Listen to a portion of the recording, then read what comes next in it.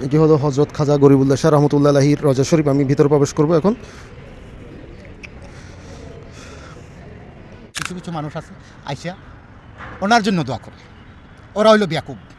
ওনার জন্য যারা আসে দোয়া করে ওরা হইল বেয়াকুব, ওনার কাছে ছাবো। ওনার কাছে আবার কেউ কয় হ্যাঁ উনি কী দিব, দেওয়ার মালিক তো আল্লাহ। হ্যাঁ দেওয়ার মালিক আল্লাহ, কিন্তু আল্লাহর কাছ থেকে উনি দেওয়ার মতো এটেনেল পাওয়ার লইয়া পরে কিনে বসেছে। উনি যখন প্রথম এখানে আসেন, গভীর জঙ্গল, বাঘ পাহারা দিত না, বাঘ। এবং আমার বাপ দেখিয়েছে বাঘ পাহারা দেওয়া অবস্থায়। এই মাজারের মোতোয়াল্লি এবং খাদেমের নিয়ন্ত্রণাধীন একটা গণকবর রয়েছে, গণকবরস্থান রয়েছে, যেটি সবার জন্য উন্মুক্ত। আসেন আপনাদেরকে সেটি দেখাই আমি।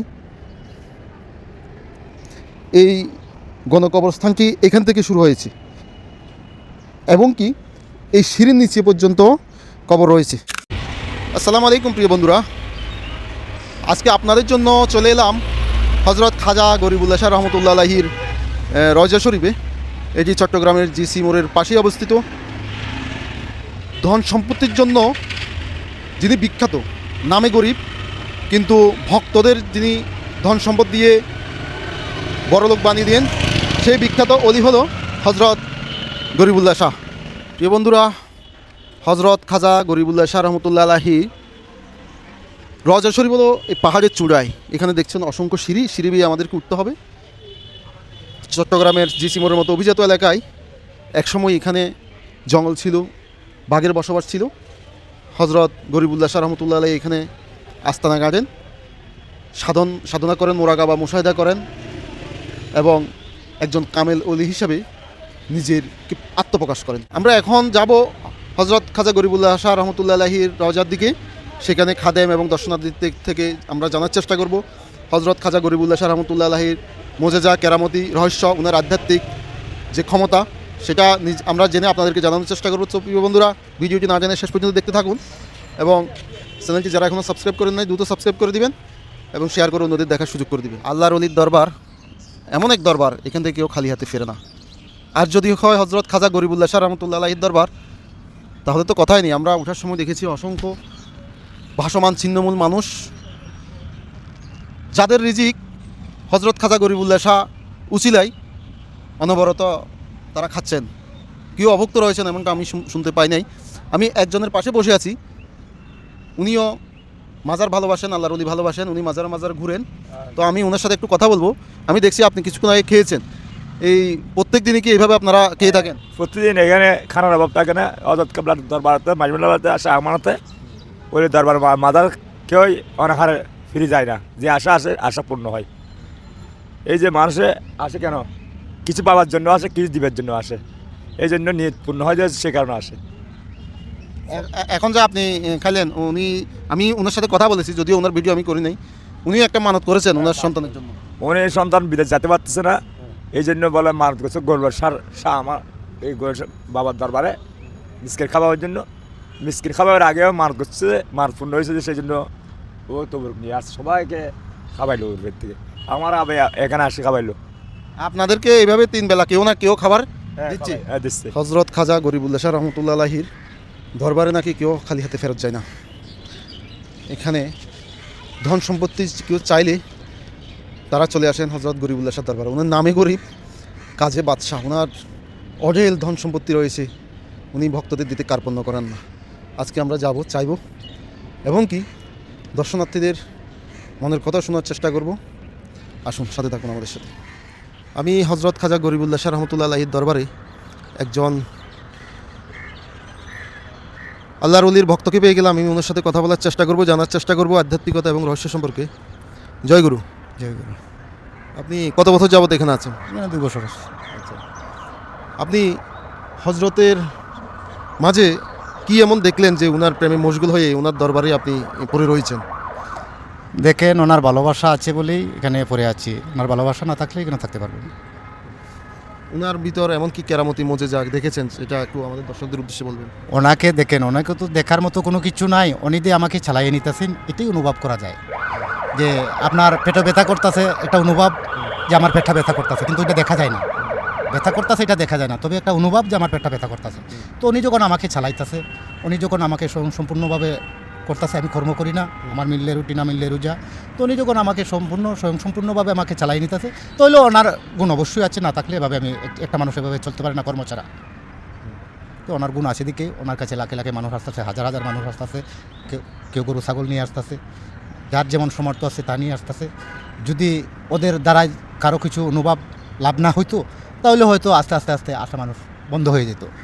ওদের দ্বারা অনুভব আছে দিকেই, একটা কিছু মিলে দিকেই ভক্তবিন্দুরা ওনার কাছে আসে, আইসা কান্দাকাটি করে ওনার দয়া ভিক্ষা চায়, ওনার করুণা চায়, ওনার আশীর্বাদ চায়। হ্যাঁ, আর কিছু কিছু মানুষ আছে আইসা ওনার জন্য দোয়া করে, ওরা হইল ব্যাকুব। ওনার জন্য যারা আসে দোয়া করে, ওরা হইল ব্যাকুব, ওনার কাছে ছাবো। ওনার কাছে আবার কেউ কয়, হ্যাঁ উনি কী দিব, দেওয়ার মালিক তো আল্লাহ। হ্যাঁ, দেওয়ার মালিক আল্লাহ, কিন্তু আল্লাহর কাছ থেকে উনি দেওয়ার মতো এটেনেল পাওয়ার লইয়া পরে কিনে বসেছে। অনেক সুন্দর কথা বলছেন আপনি। একজন ভিক্ষুক বাদশার দরবারে যদি যায়, বাদশার থেকে নিতে পারে, কিন্তু বাদশাকে কি দিতে পারে? না, দেওয়ার মতো না। বাদশাকে সে গেলামই তো আমি বাদশার কাছে ভিক্ষার জন্য, ভিক্ষার জন্য। তো না আমি বাদশারে ভিক্ষা কি দেবো? আমি তো গেলাম ভিক্ষার জন্য। তো কিছু ব্যাকুব মানুষ আছে, ওরা আইসা ওনার জন্য দোয়া করে। এই দেখে মাঝে মাঝে তার দব লাগিয়ে কি কিসের জন্য এসেছিস? তো এই হজরত আপনার গোলামি কবুল করুক, এটাই কামনা করি। আলহামদুলিল্লাহ, মালিক যেন কবুল করে। চেষ্টা করতেছি আমি ওনার গোলামি করার। উনি যদি অদমরে দয়া হয়, ওনার গোলামি কবুল করে আনে, তাহলে আমার জীবনটা সার্থক। ধন্যবাদ। হজরত খাজা গরিবুল্লাহ শাহ রহমতুল্লাহ আলাহি রওজাকে কেন্দ্র করে এই পাশে রয়েছে মসজিদ। আর আমার যে বিষয়টি খুবই ভালো লেগেছে, এই মাজারের মোতওয়াল্লি এবং খাদেমের নিয়ন্ত্রণাধীন একটা গণকবর রয়েছে, গণকবরস্থান রয়েছে, যেটি সবার জন্য উন্মুক্ত। আসেন আপনাদেরকে সেটি দেখাই আমি। এই গণকবরস্থানটি এখান থেকে শুরু হয়েছে এবং কি এই সিঁড়ির নিচে পর্যন্ত কবর রয়েছে। এই যে আমরা যদি এখানে দেখাই, আসো এদিকে আসো একটু। এখানে অনেকগুলো কবর রয়েছে, এটি হয়তো কোনো খাদেম বা বিশেষ কোনো ব্যক্তির, ওইখানে একটি পাকা কবর রয়েছে। আর এই পাশটা যদি দেখাই আমি, বিশাল এলাকা। এখানে আমাদের চোখ যতটুকু যাচ্ছে, ওই পারে আরও বেশি রয়েছে কবর। এখান থেকে একদম চতুর্পাশে এই দিক পর্যন্ত এখানে অনেকগুলো কবর রয়েছে। এটি উপরে ছাদ হলেও এর নিচেও কবর। একটু ভিতরে দেখাও, এই যে ছাদের নিচে কবর।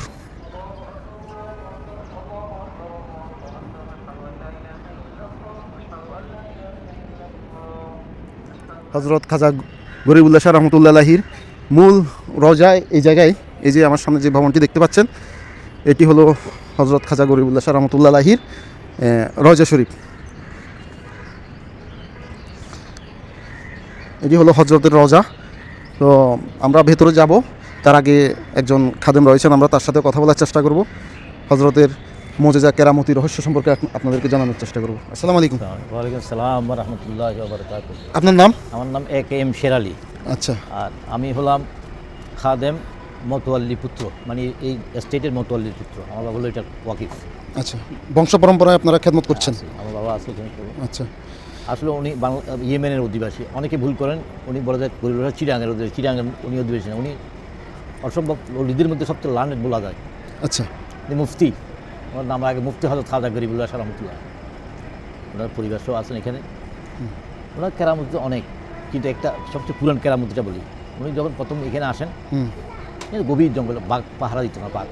এবং আমার মা আমার বাপ দেখিয়েছে বাঘ পাহারা দেওয়া অবস্থায়, দুপাশে বসে।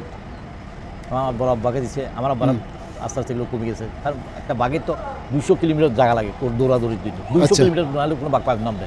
পাবেন কেন্দ্র বাঘ পাবেন, ছোট বাঘগুলি পাবেন। বাঘের বিচরণ ক্ষেত্র 200 মাইল, আর কিলোমিটার নিয়ে গেছে জায়গায়। যাই হোক, তো উনি যখন আসেন এখানে, গভীর জঙ্গল, কোথায় খায় কিছু জানা। তো বাচ্চারা এখানে এক ধরনের পেয়ারাও তো হলুদ এত বড়, কারণ সারা বাংলাদেশে কোনো নাই। ওইটা খাওয়ার জন্য সারা বাংলা চিরাং থেকে না বাইর থেকে আসতো লোক দেখার জন্য। রাস্তাঘাট তো তাবুত দেখতে আসতো। পাতার মতো ছিল, গাছটা একটু এত বড় হইতো, বর্ষাকাল হইতো ঠিক এত বড়। ওগুলো সবুজ ছিল, ওই তো আস্তে হলুদ হয়ে ভিতরে অসংখ্য বিচি থাকতো।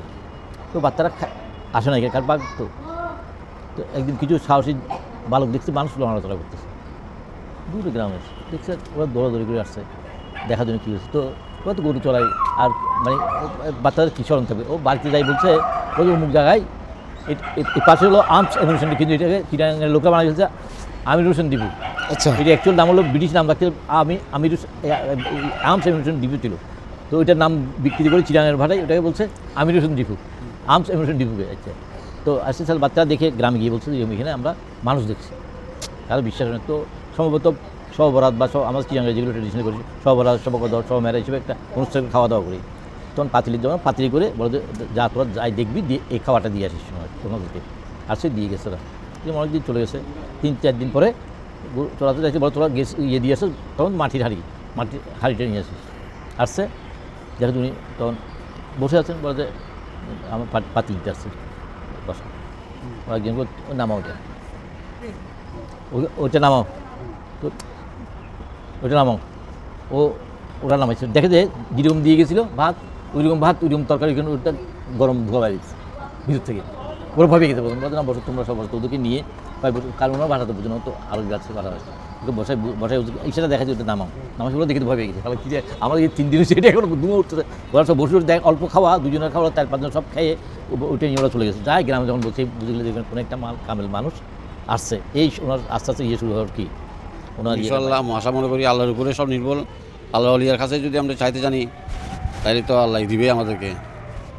ভবিষ্যৎ আমি অনেকবার আসছি, আমি লেগুলে গরিবুল্লাহ সব বাবা মাজার আমার সব না সব মাজার বোখারি শরীফের পানি কান গোসলের পানি, কান গোসল করে যখন গোলাপ জলটা নিয়ে আমরা যখন অনেকে দেখছি দর্শনার্থীরা এগুলো খাচ্ছে। খাই, আসলে এটা খাইলে কি রোগের সেবা হয়, যে উপকার পায়?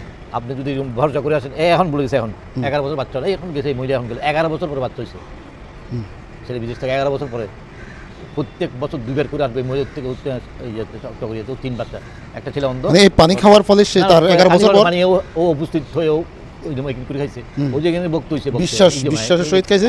11 বছর পরে ওনার ইয়ে হয়েছে। আমরা আরেকজন দেখতে পাচ্ছি, ও প্রতিবন্ধী, সেও পানিগুলো খুব ভক্তি সহকারে মাথা দিচ্ছে, খাচ্ছে, অনেকক্ষণ আসতে যাচ্ছে। আমি তো আমার আসলে এই মানুষের সত্যি উপকার পাচ্ছে। এটা তো হলো ঐশ্বরিক ব্যাপার, এটা আমাদের মহিলাদের বসাস্থানের পাশেই আমি আরও কিছু রওজা দেখতে পাচ্ছি।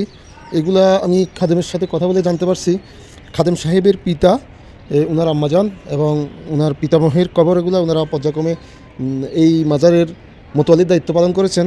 ওনারা উপাতের পরে এখন খাদেম হিসেবে ওনাদের পুত্র রয়েছেন মোতোয়ালির দায়িত্বে। এটি হলো হজরত খাজা গরিবুল্লাহ শাহ রহমতুল্লাহ আলাইহির রওজা শরীফ। আমি ভিতরে প্রবেশ করব এখন।